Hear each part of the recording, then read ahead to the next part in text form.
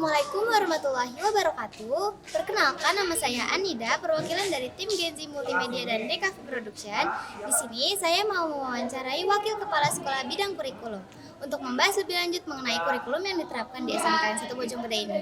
Untuk itu, tonton videonya sampai habis ya. Teman-teman, di sini kami sudah bersama dengan Wakil Kepala Sekolah Bidang Kurikulum, yaitu Bapak Andi Suhandi, SPD. Selamat siang, Bapak. Siang. Mohon saya izin wawancara mengenai kurikulum merdeka yang ada di SMKN 1 Bojonggede ini ya, Pak. Baik. Oke, untuk pertanyaan pertama, kurikulum apa nih, Pak, yang digunakan di SMKN 1 Bojonggede ini untuk tahun ajaran baru? Ya, kurikulum yang digunakan itu karena nanti itu kelas 12 ya, sekarang kelas 11 naik ke kelas 12 itu masih menggunakan kurikulum 2013 yang direvisi 2017. Sementara untuk kelas 10 yang sekarang kelas 10 nanti mau menginjak ke kelas 11 dan nanti untuk siswa baru itu sudah menggunakan kurikulum Merdeka. Yang kelas 10-nya fase E, yang kelas 11-nya di fase F. Lalu Pak, selanjutnya bagaimana pendapat Bapak mengenai penerapan kurikulum merdeka di SMKN 1 Bojonggede ini? Ya, penerapan kurikulum merdeka sudah berjalan 1 tahun. Itu kita mulai dari perencanaan, persiapan di awal tahun yang lalu.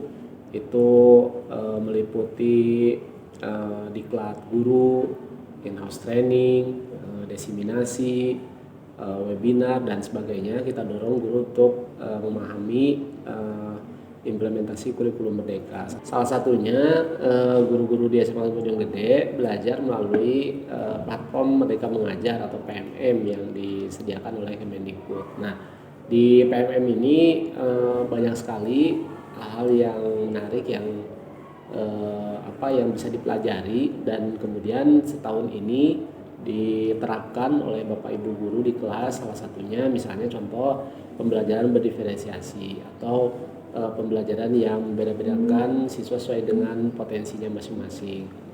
Kemudian selain itu dari segi penilaian juga raport yang kurikulum merdeka ini kita sudah mengikuti yang ada di template-nya e-rapor ya.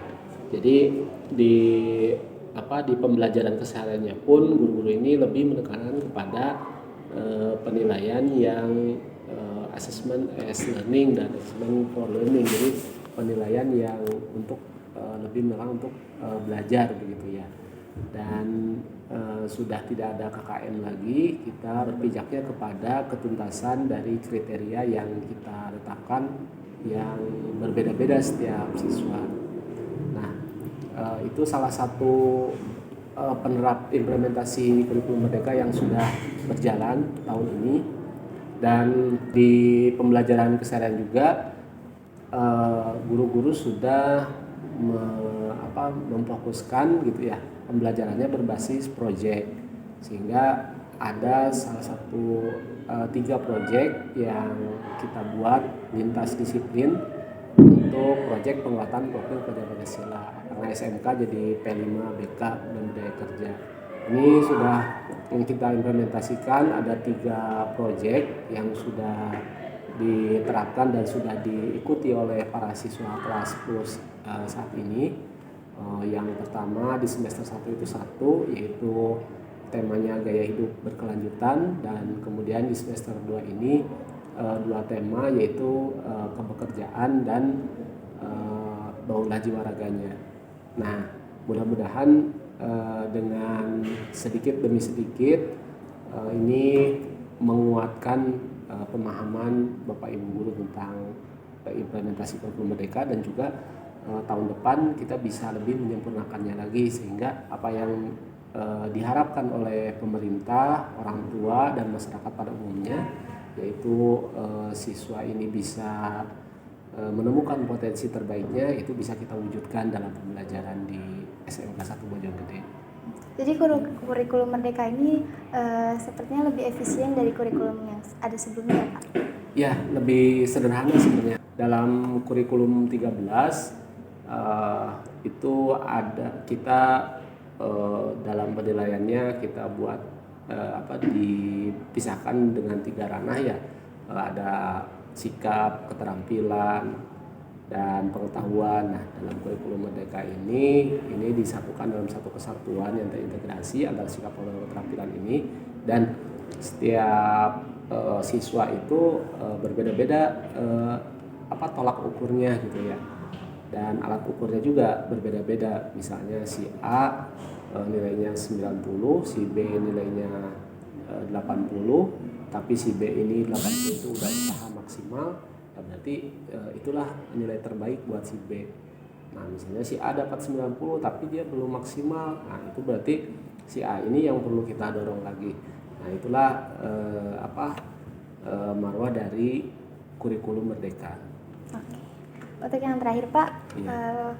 kalau kita boleh tahu apa keunggulan dari kurikulum Merdeka ini sehingga bisa dan diterapkan dalam kurikulum pendidikan di Indonesia? Ya, kurikulum Merdeka ini berpijak kepada filosofi Ki Hajar Dewantara ya dulu sebagai Bapak Pendidikan Indonesia, yaitu bahwa pendidikan ini harus berpusat kepada murid atau kepada siswa. Nah, oleh karenanya dalam implementasinya ini kita rancang program yang memang menumbuh kembangkan potensi masing-masing siswa yang berbeda-beda begitu ya. Dalam satu kelas ada 36 siswa, tapi di situ mungkin ada dengan latar belakang yang berbeda, siswa yang minatnya kepada animasi, misalnya siswa yang berminatnya kepada cerita, siswa yang minatnya lebih berminat lagi kepada menulis misalnya, dan seterusnya. Nah, inilah yang harus kita yang kita akomodir dalam pembelajaran sehari-hari, termasuk juga di kurikulum Merdeka ini tujuan utamanya yaitu mau seperti apa sih sosok atau profil seorang pelajar itu. Apakah profil pelajar itu harus disiplin, apakah harus berbadan sehat, harus rapi, dan sebagainya. Nah, di kurikulum Merdeka ini profil yang ingin kita bangun adalah profil yang pelajar Pancasila atau profil yang mempunyai nilai-nilai pelajar Pancasila, yaitu yang berkeimanan dan ketakwaan, kemudian yang mempunyai rasa kebinekaan global, kemudian yang bisa mandiri dan bernalar kritis, serta bisa bergotong royong atau kolaborasi satu sama lain. Nah, jadi kalau keunggulannya itu di kurikulum Merdeka itu siswa lebih merdeka belajarnya, karena guru itu hanya menuntun mereka pada potensi terbaiknya saja begitu. Sementara yang lebih aktif, yang lebih harus bisa menggapai cita-citanya, yang harus bisa belajar menggapai potensinya itu adalah siswanya itu sendiri sesuai dengan kebutuhannya itu yaitu dilihat dari kesiapan belajarnya, dari minatnya, dari profil belajarnya atau gaya belajarnya.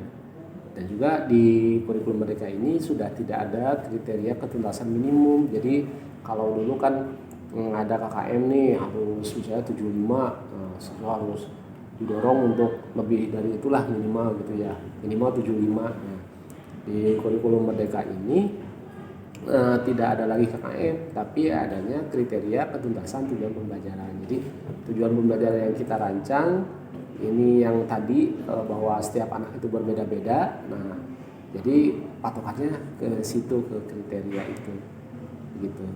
Jadi kurikulum Merdeka itu sangat memudahkan dan membantu untuk pembentukan karakter juga ya Pak ya?